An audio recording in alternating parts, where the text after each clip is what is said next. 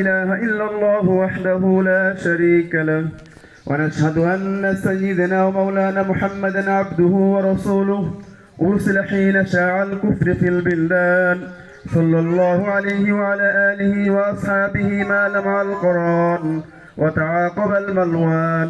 الله أكبر الله أكبر لا إله إلا الله والله أكبر الله أكبر ولله الحمد.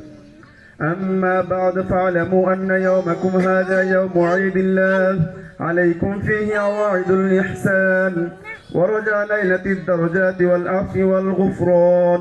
الله أكبر الله أكبر لا إله إلا الله والله أكبر الله أكبر ولله الحمد. وقد قال رسول الله صلى الله عليه وسلم إن لكل عيد يوما هذا عيدنا. الله أكبر الله أكبر لا إله إلا الله والله أكبر الله أكبر ولله الحمد.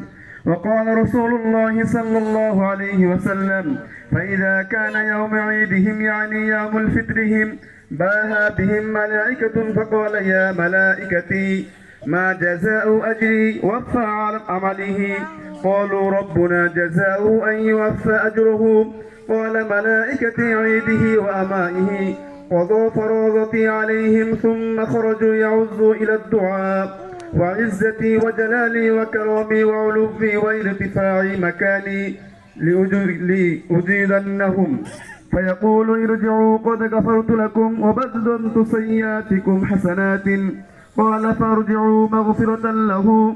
الله أكبر الله أكبر لا إله إلا الله الله أكبر الله أكبر ولله الحمد. وهذا الذي ذكر في ذلك اليوم كان فضله.